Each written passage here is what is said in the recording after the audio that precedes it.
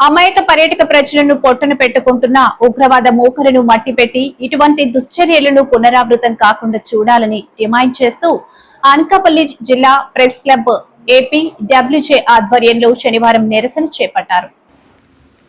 ముందుగా ఆర్డీఓ కార్యాలయం వద్ద ఉన్న మహాత్మాగాంధీ విగ్రహానికి అనకాపల్లి ప్రెస్ క్లబ్ అధ్యక్ష కార్యదర్శులు మల్ల భాస్కర్రావు, భీమరశెట్టి గణేష్, ఎలక్ట్రానిక్ మీడియా అధ్యక్ష కార్యదర్శులు చాగంటి సర్వారావు, కార్యదర్శి భీమరశెట్టి నూకేష్ పూలమాలలు వేసి నివాళులర్పించారు. అనంతరం ఆర్డీఓ కార్యాలయం నుంచి ర్యాలీగా చేరుకొని ఆర్డీఓ కార్యాలయంలో ఏవో సుధాకర్కు వినతిపత్రం అందజేశారు. ఈ సందర్భంగా రాష్ట్ర కార్యవర్గ సభ్యులు మద్దల రాంబాబు మాట్లాడుతూ ఉగ్రవాదులు పర్యాటకులపై చేసిన దాడిని తీవ్రంగా ఖండించారు. ఇటువంటి దుశ్చర్యలు పునరావృతం కాకుండా కేంద్ర రాష్ట్ర ప్రభుత్వాలు కఠినమైన చర్యలు తీసుకోవాలని విజ్ఞప్తి చేశారు. ఉగ్రవాదుల దుశ్చర్యల్లో మృతి చెందిన 28 మందికి మా ప్రగాఢ సంతాపాన్ని తెలియజేస్తున్నామన్నారు. ప్రభుత్వం బాధిత కుటుంబాలను ఆదుకొని పాకిస్తాన్ ఉగ్రవాదులను అంతం చేయాలని డిమాండ్ చేశారు. ప్రెస్ క్లబ్ అధ్యక్షుడు మల్ల భాస్కర్రావు మాట్లాడుతూ పాకిస్తాన్ ముష్కరులను ఉగ్రవాదం పేరుతో దాడులకు పాల్పడిన ప్రతి ఒక్కరిని కూడా అంతమొందించాలని డిమాండ్ చేశారు. ప్రభుత్వం తీసుకునే ఎటువంటి నిర్ణయానికైనా భారతీయులంతా మద్దతు ప్రకటించేందుకు సిద్ధంగా ఉన్నామన్నారు. ఈ కార్యక్రమంలో జర్నలిస్టులు శిల్పరశెట్టి ప్రసాద్, కె భానోజీరావు, ఎల్లపు రమణాజీ, చిన్ని శ్రీను, మూర్తి, కిరణ్, శివాజీ, ఎం శ్రీనివాసరావు, మున్నా, నంబారు సత్యారావు, రవి, కర్రి గంగాధర్, రామచంద్రరావు, మణికుమార్, జనార్దన్, ఫోటో జర్నలిస్ట్ రవ్వ శ్రీను తదితరులు పాల్గొన్నారు. నా పేరు మద్దాల రాంబాబు అండి, ఏపీడబ్ల్యూ రాష్ట్ర కార్యవర్గ సభ్యుడిని. అయితే ఈ 22వ తేదీన కశ్మీర్లోని పహల్గామ్లో పర్యాటకులపై పాకిస్తాన్ ఉగ్రవాదులు దాడులు చేయడం చాలా నీచమైన సంస్కృతి. అది ఈనాడు ఇప్పుడు జరగలేని ప్రదేశంగా పర్యాటకులకు వారు దాడులు చేసి కొంతమందిని పొట్టన పెట్టుకోవడం చాలా బాధాకరం. ఇలాంటి పాకిస్తాన్ ముష్కరుల్ని భారతదేశ ప్రభుత్వం వెంట తరిమి మరి ఎప్పుడు ఇలాంటి సంఘటనలు పునరావృతం కాకుండా పటిష్టమైన చర్యలు తీసుకోవాలని కోరుకుంటున్నాను. అది కాకుండాను విహారయాత్రకు వెళ్ళిన వారిపై ఈ రకంగా నీచమైన దాడులు జరిపి పొట్టన పెట్టుకోవడం చాలా అన్యాయం. అనకాపల్లి చెందిన ఒక కుటుంబం కూడా ఒక 10 నిమిషాల వ్యవధిలో ఆ ఘోర నుంచి బయటపడి ప్రాణాలు కాపాడుకుంటూ పరుగులు తీసి ఇళ్లకు చేరుకునే పరిస్థితి ఏర్పడింది. అటువంటి ముష్కరుల పట్ల ప్రతిష్టమైన చర్యలు తీసుకోవాలని ప్రభుత్వాన్ని కోరుతున్నాం. ప్రెస్ క్లబ్ అధ్యక్షులు మల్ల భాస్కర్ అండి నా పేరు. పెహల్గామ్లో వివాహయాత్రకు పర్యాటక కేంద్రమైన పెహల్గామ్కు పర్యాటకులుగా వెళ్ళినటువంటి అమాయకులైనటువంటి ప్రజలను పాకిస్తాన్ ముష్కరులు అతి కిరాతకంగా చంపడం ఏయమైన చర్య. ఈ యొక్క చర్యను ప్రపంచ దేశాలతో పాటు మనమంతా ఖండించవలసిన అవసరం ఎంతైనా ఉంది. అటువంటి ముష్కరులను వెంటాడి చంపాలి, అందించాలి. ఇటువంటి సంఘటనలు మరలా పునరావృతం కాకుండా పాకిస్తాన్ దేశీయులకు కూడా సరైనటువంటి బుద్ధిని చెప్పాలి.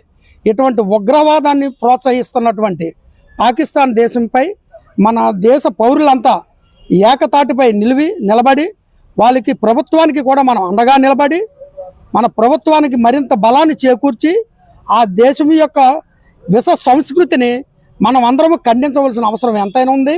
భవిష్యత్తులో ఇటువంటి సంఘటనలు జరగకుండా భారత వైపు కన్నెత్తి చూడకుండా మనం అందరము కూడా ఖండించి వాళ్ళకి సరి అయినటువంటి బుద్ధిని చెప్పాలని ప్రభుత్వాన్ని వేడుకుంటున్నాం. జమ్మూ కాశ్మీర్లో ఉగ్రవాదులు హేయంగా జరిపినటువంటి దాడిని ప్రపంచంలోని అన్ని దేశాలు కూడా తీవ్రంగా ఖండిస్తున్నాయి. ఈ దాడిని నిరసిస్తూ ఇవాళ అనకాపల్లిలో ప్రెస్ క్లబ్ ఆధ్వర్యంలో నిరసన కార్యక్రమాన్ని చేపట్టాం.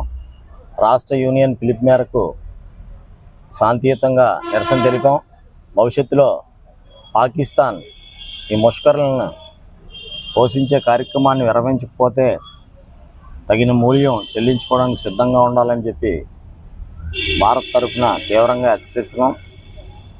ఇలాంటి దాడులు పునరావృతం కాకుండా చూడాలని చెప్పి ప్రభుత్వాన్ని కోరుతున్నాం.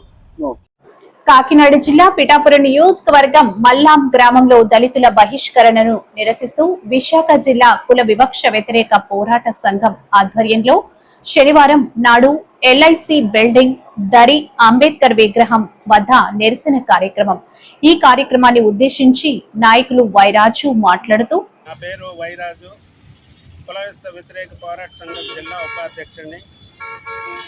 ఈరోజు గబ్బర్ సింగ్ ఇలాకా అయిన కాకినాడ దగ్గర పల్లం గ్రామంలో దళితుల్ని బహిష్కరించిన పెత్తందారుల్ని పవన్ కళ్యాణ్ గారు వత్తాసు పలకడం, వాళ్ళకి మద్దతు తెలపడం, వాళ్ళ కొమ్ము కాయడం అనేది చాలా దారుణం.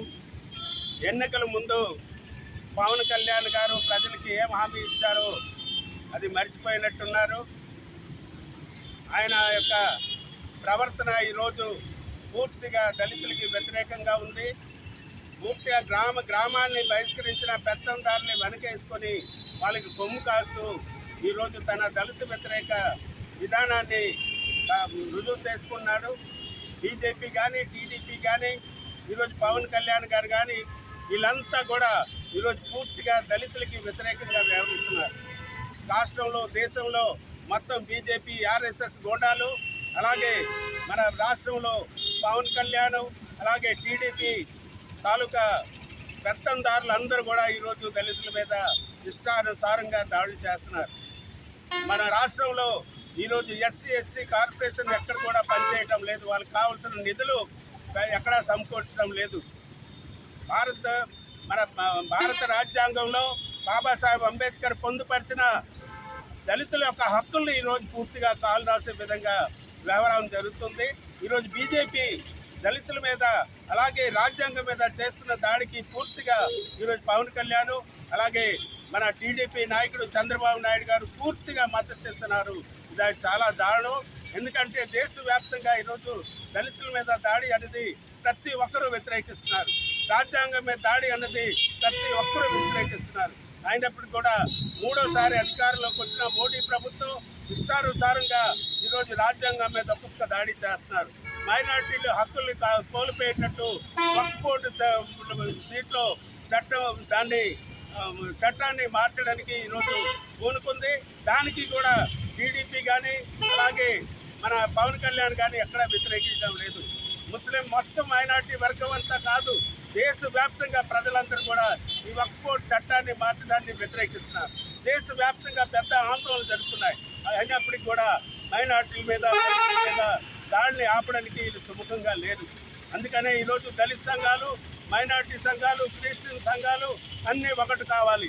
బడుగు బలహీన వర్గాలందరూ కూడా ఒకటై ఈరోజు బీజేపీ విధానాల్ని, టీడీపీ విధానాల్ని, పవన్ కళ్యాణ్ విధానాల్ని తిప్పుపట్టవలసిన అవసరం ఉంది.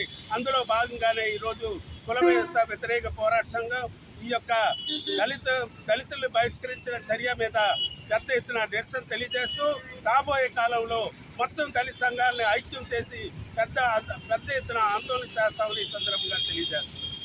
దళిత వ్యతిరేక చర్యలు నశించాలి. రాష్ట్ర ప్రభుత్వం దళిత వ్యతిరేక చర్యలు నశించాలి.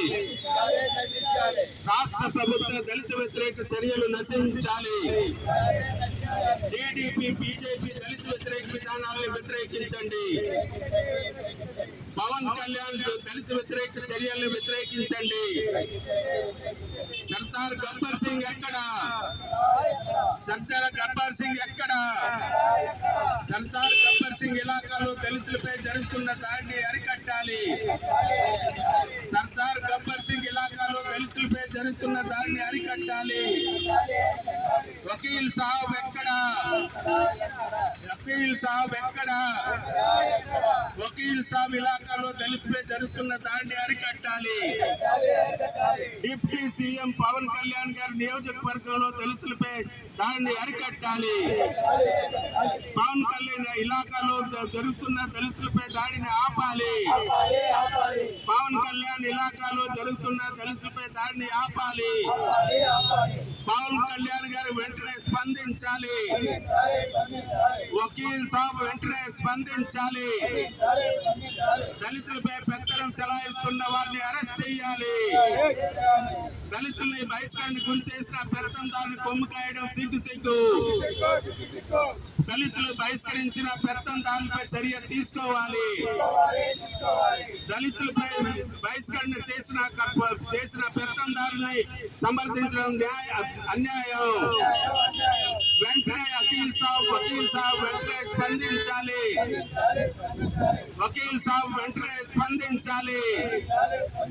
వకీల్ సాబ్ ఇలాకాలో దళితులపై జరుగుతున్న దాడిని అరికట్టాలి. పవన్ కళ్యాణ్ గారు ఎక్కడా? వకీల్ సాబ్ ఎక్కడా? సర్దార్ గబ్బర్ సింగ్ ఇలాకాలో దళితులపై దాడిని అరికట్టాలి. సర్దార్ గబ్బర్ సింగ్ ఇలాకాలో దళితులపై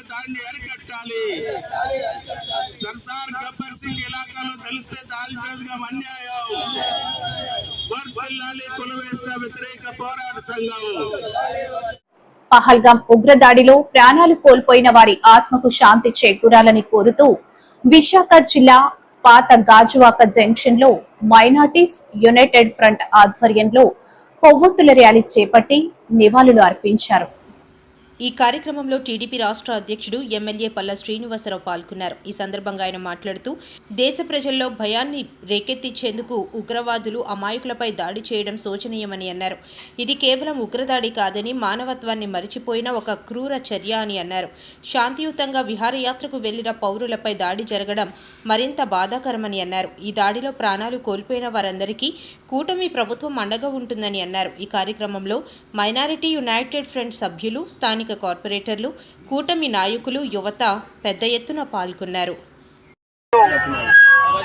యునైటెడ్ ఫ్రంట్ ముస్లిం సోదర ఆధ్వర్యంలో ఏదైతే ఈ క్యాండిల్ లైట్ ర్యాలీ జరుగుతుందో ఇందులో మా ముస్లిం సోదరులు అందరూ కూడా పాల్గొన్నారు. వారికి పేరున నా నమస్కారాలు తెలియజేసుకుంటూ, ఏదైతే మన విశాఖపట్నం ప్రాంతం సంబంధించినటువంటి చంద్ర మౌలి గారు వారు మరణానికి సంతాపం తెలియజేస్తూ ఆ ఉగ్రదాడిలో సంబంధించినటువంటి కుటుంబానికి మనోధైర్యం ఆ భగవంతుడు ఇవ్వాలని కోరుకుంటూ, వారికి ఆత్మకి ప్రగాఢ సానుభూతిని తెలియజేస్తూ వారి మనశ్శాంతి కలగాలని చెప్పేసి కోరుకుంటూ, ఇది ఏదైతే టెర్రరిస్టులు ఉన్నారో వారు చేసినటువంటి దుశ్చర్యని ప్రతి ఒక్కరు కూడా ఖండించాలని చెప్పి తెలియజేస్తూ, ఈరోజు చెప్పాలంటే అక్కడ స్థానికంగా ఉన్నటువంటి ముస్లిం సోదరులు ఎవరైతే ఉన్నారో కాశ్మీర్లో వాళ్ళందరూ కూడా ఈ బాధితులు ఎవరు ఉన్నారో వాళ్ళందరూ కూడా అండగా ఉన్నారు. ఈరోజు నేను చంద్రమౌళి గారు వాళ్ళ భార్యతో మాట్లాడితే వారు చెప్పిన మాట ఏంటంటే అక్కడ లోకల్గా ఉన్నటువంటి వారందరూ కూడా వారికి సహకారం అందించారండి. అయితే అక్కడ లోకల్గా ఉన్నటువంటి ముస్లిం సోదరులు అందరూ కూడా ఆ టెర్రరిజంని వ్యతిరేకిస్తున్నారు. వారు నిజంగా ఇది చాలా మందికి తెలియనటువంటి కనుక మనం ఏదైతే ఈ దుశ్చర్య ఉందో ఆ దుశ్చర్యని ముక్త కంఠంతో దాన్ని ఖండించి ఆ బాధిత కుటుంబాన్ని పక్షాన ఉండి వారి ఆత్మకి శాంతి కలిగేటట్టుగా భగవంతుడు వారికి మనోధైర్యం ప్రసాదించేటట్టుగా కుటుంబ సభ్యులకి అందరికీ మనోధైర్యం ప్రసాదించేట్టుగా కోరుకోవాలని చెప్పి తెలియజేస్తూ, ఈ ఇంత సోదరులందరికీ కూడా పేరు పేరున జగన్ హయాంలో జరిగిన లిక్కర్ స్కామ్ ఒక అంతర్జాతీయ కుంభకోణమని టీడీపీ ఎమ్మెల్యే చంద్రమోహన్ రెడ్డి అన్నారు. ఈ లిక్కర్ స్కామ్ లో ముందుగా బిగ్ బాస్ ను జైలుకు పంపాలి అని అన్నారు. అసలు లోతుగా పోవాల్సిన అవసరం ఉంది సిఐడికి. మీరేదో 3,200 కోట్లు అంటున్నారు మీరు, కానీ అన్అఫిషియల్ సేల్స్ మీరు అకౌంట్లోకి తీసుకోవటంలా. నేను ఒక మాట అంటాను, ఈడీ ఇంత మనీ లాండరింగ్ మీ లెక్క సిఐడి లెక్క, నేను తర్వాత కూర విషయాలు చెప్తా. 3,200 కోట్లు అంటే ఈడీ ఎందుకు ఎంటర్ కాదు? అసలు అప్పుడు కూడా 19 to 14, బిట్వీన్ 19 and 14 ఇన్ని వేల, మోర్ దాన్ 1 lakh crores, 1,30,000 కోట్లు ట్రాన్సాక్షన్. దానికి అసలు అప్పుడు ఎందుకు క్వశ్చన్ చేయలేదు సిబిఐ కానీ ఈడీ కానీ. ఇప్పుడు కూడా సిఐడి ఎంక్వైరీ చేస్తుంది, క్లియర్గా సమాచారం బయటకు వస్తుంది, ఎవిడెన్సు. ఇంకా ఎందుకు ఈడీ ఎంటర్ కాదు? నేనేమంటానంటే బోఫాస్ కుంభకోణం 2089 రాజీవ్ గాంధీని కొంప ముంచేసింది. 60 కోట్లు. బోఫర్స్ కుంభకోణం ఓన్లీ 60 crores. అయిపోయినాడు రాజీవ్ గాంధీ పాపం. 2014 2G స్కామ్, మన్మోహన్ సింగ్ అయిపోయినారు. ఈ 2 స్కామ్స్తో అసలు నేషనల్ పార్టీ గుర్తు, జాతీయ హోదా కోల్పోయే పరిస్థితి కాంగ్రెస్ పార్టీకి వచ్చింది. బట్ అది 60 కోట్లయితే ఒక దేశంలో ప్రధానిని ప్రజలు మట్టుపెడితే ఇదంతా ఆషామాషి కేసా ఇది? ఆషామాషి కేసా ఇది? అంటే ఇప్పుడు నేను ఒక మాట చెప్తున్నాను, మీరు లెక్కలేసినారు. మధ్యలో కరోనా, ఓన్లీ కరోనా టైంలో 2020 మార్చి 23 నుంచి మే 4 ఓపెన్ చేసేసారు. షాప్స్ క్లోజ్ అయింది లెస్ దాన్ 2 months. ఒక మాట నేను అడుగుతుండా, 2018-19లో IML కేసెస్ 3,84,000. మధ్యలో జగన్మోహన్ రెడ్డి టైంలో 2021 1,87,000, 1,87,059,000, 131 కేసులు సేల్స్. అంటే 3,84,000 నుంచి 1,87,000 ఒకే ఊళ్ళో అగ్రి కరోనా. 21-22 2,63,000 కేసులు. బీర్ కేసెస్ అయితే పర్ మంత్ 18-19లో 23 లక్షల కేసెస్, 19-20లో 17,74,000, 20-21లో 4,75,000, 22-23లో 6,79,000. నేనేమంటానంటే ఇక్కడ జరిగిన దోపిడీ కేసుకి ఒక్కొక్క టైప్ ఆఫ్ బ్రాండ్కి, చీప్ బ్రాండ్కి 150 రూపాయలు. నేను ఉండింది చెప్తుండా, ఇంకొక బ్రాండ్కి 250. రైతులు పండించిన పంటకు సరైన గిట్టుబాటు ధర అందించడంలో ప్రభుత్వం విఫలమైంది. దీన్ని ఆసరాగా చేసుకుని మిల్లర్లు రైతు పంటలను తక్కువ ధరకు కొంటున్నారు. నష్టపోతున్న రైతుకు అండగా వైఎస్ఆర్ కాంగ్రెస్ పార్టీ పోరాటాలు చేస్తుందని మాజీ మంత్రి వేణుగోపాలకృష్ణ అన్నారు. చేతికొస్తే సంతోషం లేక దోపిడీకి గురవుతున్నటువంటి రైతు పక్షాన మీ ద్వారా జిల్లా యంత్రాంగానికి, ప్రభుత్వం రైతుకు బాసటగా నిలుస్తానని కొనుగోలు కేంద్రాలను ఏర్పాటు చేశారు. దానిలో ప్రధానంగా మీరు తీసుకున్న నిర్ణయం టార్గెట్స్ ఫిక్స్ చేశారు. రైతు ధాన్యం పట్టుకెళ్తే టార్గెట్ అయిపోయింది అని చెప్తున్నారు. మేము చేసే డిమాండ్ ఒకటే, రైతు పండించిన ప్రతి గింజని కొనుగోలు చేయాలి గిట్టుబాటు ధరకి. ఏదైతే మీరు ఎంఎస్పీని ప్రకటించారో ఆ ఎంఎస్పీకి కొనుగోలు చేయాలనేటువంటిది ప్రధానమైన డిమాండ్గా రైతు పక్షాన తూర్పుగోదావరి జిల్లా వైఎస్ఆర్ కాంగ్రెస్ పార్టీ డిమాండ్ చేస్తూ ఉంది. దీనిలో పలు రకాల దోపిడీలని అరికట్టడం కోసం అడపాదడపా ఎక్కడైనా వర్షాలకు తడిచినటువంటి ధాన్యం ఉంటే ఆ ధాన్యాన్ని కూడా కొనుగోలు చేయడానికి ఈ జల్లులు పడ్డ సందర్భాల్లో రైతు లూటీకి గురయ్యేటువంటి ప్రమాదం ఉంది. కాబట్టి ఇప్పటికే మీరు ఎత్తేసారు, ఆర్బీకేల ద్వారా కొనుగోలు చేయాలి, దానికి లక్ష్యాలు పెట్టారు, టార్గెట్స్ ఫిక్స్ చేశారు. ఈ క్రాప్ బుకింగ్ ఉండేది, దాని మీద ఎక్కడా శ్రద్ధ లేదు.